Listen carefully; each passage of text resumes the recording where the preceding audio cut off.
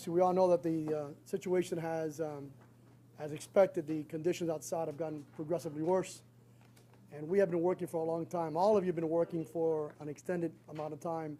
You've all been here for in excess of 36 hours continuously. So thank you very much for what you're doing. Remember, take care of yourself. Make sure you keep your body hydrated and eat properly so that you can keep that protein in and stay motivated.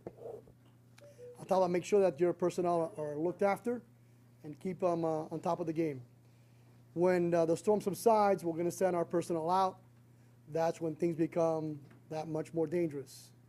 Make sure you continue to reemphasize safety and smooth is fast. That's our going motto, smooth is fast. We don't want anybody going out there getting injured because then it's going to distract from our response phase. We do have a plan in place, and we are continuously refining it. So make sure that if you have any input, and you've looked at it, if you have any suggestions, that you provide them to that section chief. That plan will be put in place. We're going to stick to the plan. The plan will have an emergency action plan in it in the event we have to deviate. But stick to the plan. Stay in your lane, stay in your lane, stay in your lane. That way we don't have to deviate. Allow the fire department to do their job, allow police to do their job, public works, development services. All these teams are ready to go as soon as the conditions allow that opportunity to respond. But I cannot emphasize it more that we've got to stick to the plan. We've had hours and hours here making sure that we got that plan fine-tuned with your input. Now stick to the plan, don't deviate from it. No freelancing, no independent action. Everything done through the EOC, so we have a coordinated effort. We should see somewhere later tonight an opportunity to deploy our police officers back out on the street and to do a quick assessment of what's happening and the conditions that we're going to take on at the first break of daylight. So you'll hear more about that plan in the afternoon later on today when we finish it. We'll come back, we'll have another meeting, and we'll do it as well. The directors that are on the line, I'll mention it again at the very end. It is important that you call in the employee hotline continuously so we can tell you what time to come in. You will probably be responding in the early morning hours as conditions permit. And you'll allow an opportunity for the directors that are here and the other team members that have been at the EOC to go home to their respective families. So please make sure you're calling that employee hotline. If you cannot make contact and you lose connection for whatever reason, as I mentioned before, come in at the first opportunity that renders itself safe for you to come in. So again, if you cannot communicate, find the best opportunity where it's safe for you to come in so you can relieve that person that's here attending to your area of responsibility. So with that, I'm going to pass it over to Chief De La Rosa, who will lead us through our afternoon briefing. Good afternoon, everyone. To commence with the briefing, we'll do a weather outlook based on the last briefing, and I'll have Lieutenant Perez please do the weather briefing at this time. Good afternoon, everyone. So to go over the 2 o'clock advisory and the webinar we had with the National Weather Service, I'll go over the presentation real quick.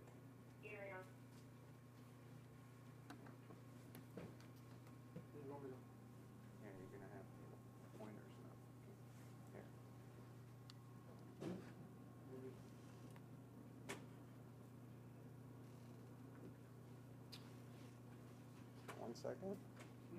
Go ahead.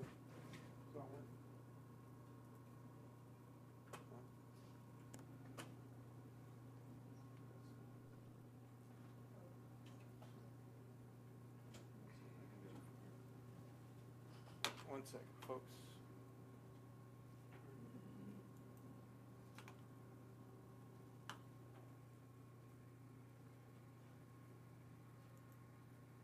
Okay.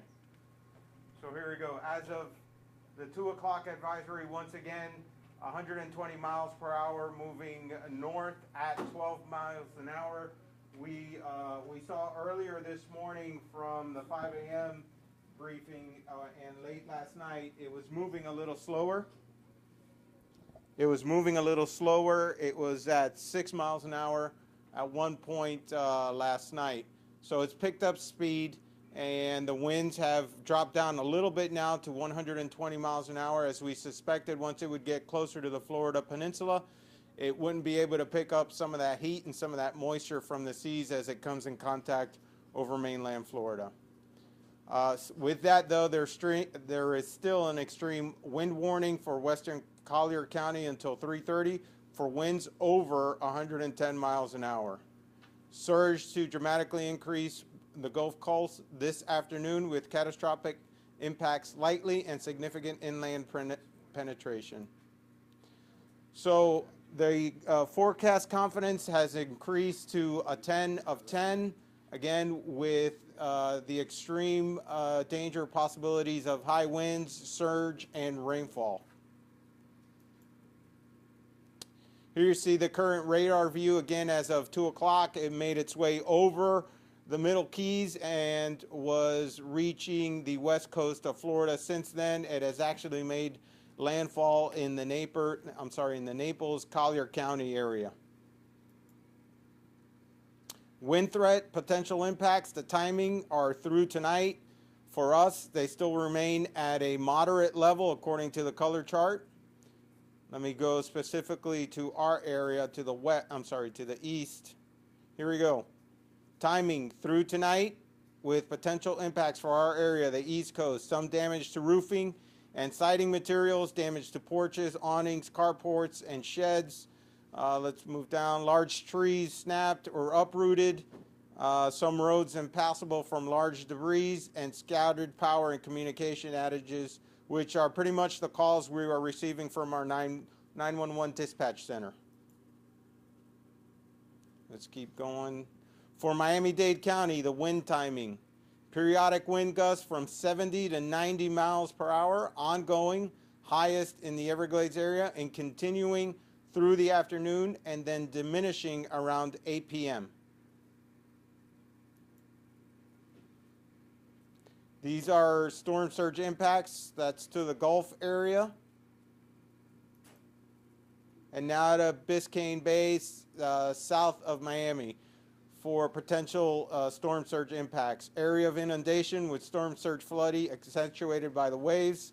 Sections of near shore escape routes and secondary roads become weakened or washed out, and moderate damage to marinas. And we saw today through the various media outlets, storm surge and rainfall effects in areas of Brickell and North Miami were pretty severe.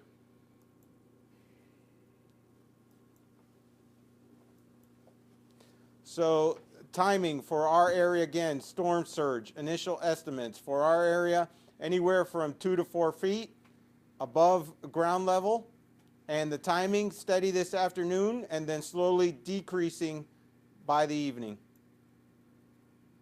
Expected storm total rainfall, pretty consistent pretty much throughout the weather forecast. For our area, it remains anywhere from 8 to 10 inches, maybe 15 at most. Inland flooding impacts for us still remains extreme. Potential tornado impacts, moderate for all of South Florida.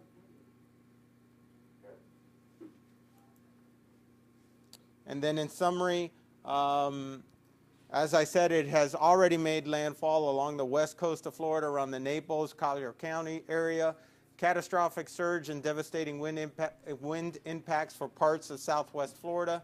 Significant impacts elsewhere across South Florida with extensive damage from the wind, major impacts from flooding rains, tornadoes, and storm surge flooding. Our next advisory, the intermediate advisory, will be at 8 p.m. tonight. The Weather Service said we might have another webinar tonight, another conference call with them at 8:30, and then the full advisory at 11 p.m. tonight. That concludes the weather update. Thank you, sir. Thank you very much. Good job. Thank you. Okay, as we continue with our briefing, we would like to go now and do our section chief's briefing, and we'll start with operations.